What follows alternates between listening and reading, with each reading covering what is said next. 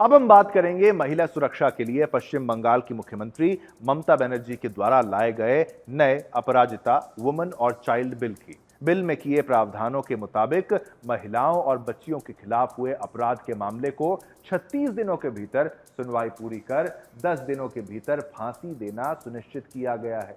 आरजीकर अस्पताल में trainee doctor के साथ हुई बर्बरता के बाद उठे जन आक्रोश को शांत करने के लिए मुख्यमंत्री ने यह कानून बना लिया है। ये कानून और इसके प्रावधान सब राजनीति से प्रेरित हैं। कानून बनाने से पहले ममता ने अपने आप, देखिए इस बात को, ममता ने अपने आप को महिलाओं का हितैषी और खुद को महिला अधिकारों के लिए लड़ने वाला साबित करने के लिए अपनी ही सरकार के खिलाफ पैदल मार्च निकालकर दोषियों को फांसी देने की मांग की थी। और अब ये कानून, दरअसल ये कानून लाना ममता की मजबूरी थी, नियत नहीं। यदि ममता दीदी की नियत महिलाओं की सुरक्षा करने की होती, बंगाल की बेटियों और बच्चियों को सुरक्षित करने की होती, तो वो पहले भी ऐसा कानून ला सकती थीं।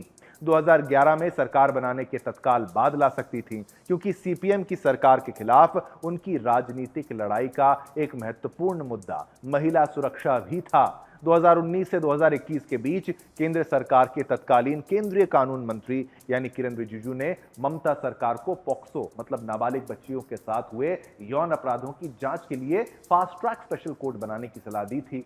तीन बार इसके लिए पत्र लिखा था, लेकिन ममता दीदी उस सुझाव पर चप्पल डालकर बैठ गईं। सुझाव में यह भी कहा गया था कि जिन जिन थानों में 100 से ज्यादा पॉक्सो के मामले हैं, वहां फास्ट ट्रैक कोर्ट स्थापित किए जाएं। पूरे पश्चिम बंगाल में 123 ऐसी अदालतें लगाने के सुझाव दिए गए थे। आप समझ सकते हैं कि मामलों की संख्या कितनी ज्यादा होगी, लेकिन ममता दीदी ने कुछ नहीं किया, क्योंकि सूत्रों के मुताबिक 90% से ज्यादा मामलों में दोषी या तो अब्दुल था या अली। आज अपराजिता कानून में जो प्रावधान किए गए हैं, भारतीय न्याय संहिता में भी थोड़े बहुत बदलाव के साथ प्रावधान पहले से मौजूद हैं। जैसे न्याय संहिता में ट्रायल पूरा करने के लिए 2 महीने की समय सीमा दी गई है और फांसी की जगह उम्र कैद का प्रावधान किया गया है। समाधान केवल कानून बना देना नहीं है, बल्कि कानून का पालन करवाना भी है। ऐसे में सबसे बड़ा सवाल यह कि क्या सिर्फ कानून बना देने से ही महिला सुरक्षित हो जाएगी? जानना चाहते हैं तो देखिए हमारी ये खास रिपोर्ट और मामले की गंभीरता को समझिएगा।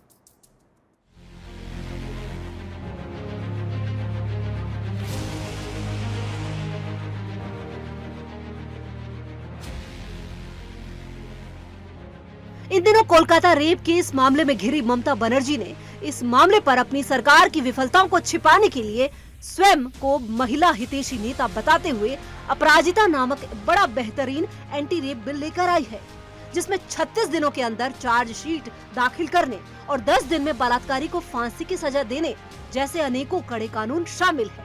लेकिन क्या ममता बनर्जी इन कड़े कानूनों का पालन अपने दुष्कर्मी नेताओं के खिलाफ कर पाएंगी? जहां सवाल ये है कि संदेश खाली में अनेकों हिंदू महिलाओं को अपनी हवस का शिकार बनाने वाला और टीएमसी के कार्यालय में अपने सहयोगी नेताओं के साथ मिलकर सैकड़ों हिंदू स्त्रियों के साथ दुष्कर्म करने वाला शाहजहां शेख को क्या अपराजिता कानून के तहत 46 दिनों के अंदर फांसी होगी?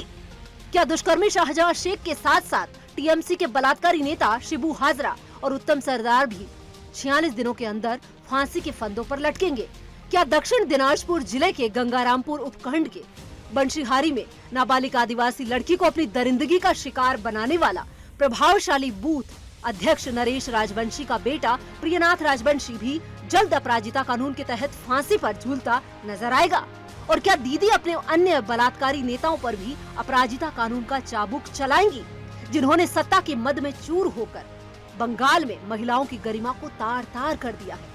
अगर ममता बनर्जी द्वारा लाए गए इस कानून की माने तो ऐसे में सवाल यहाँ ये है कि क्या ममता बनर्जी अपने इन बलात्कारी नेताओं पर अपराजिता कानून लागू करेंगी, या ये anti rape bill Mamata Banerjee के करियर का एक राजनीतिक स्टंट बनकर रह जाएगा? Bureau report, Sudarshan news.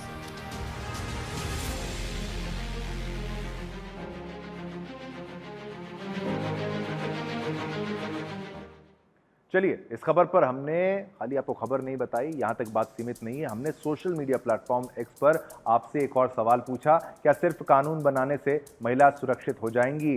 6% लोगों ने कहा हाँ, लेकिन 94% लोगों ने कहा ना, नहीं, ऐसा नहीं हो सकता। ये उसी बात को दोहराता है जो बार बार हम आपसे कह रहे हैं कि देखिए, कानून तो आ सकता है, कानून तो पहले भी था, लेकिन प्रशासन की जिम्मेदारी है, राज्य सरकार की जिम्मेदारी है। Law and order state subject होता है हेल्थ की तरह, तो वहां पर उसको ध्यान देना चाहिए। केवल कानून बना देने से ऐसा कुछ हो जाएगा नहीं।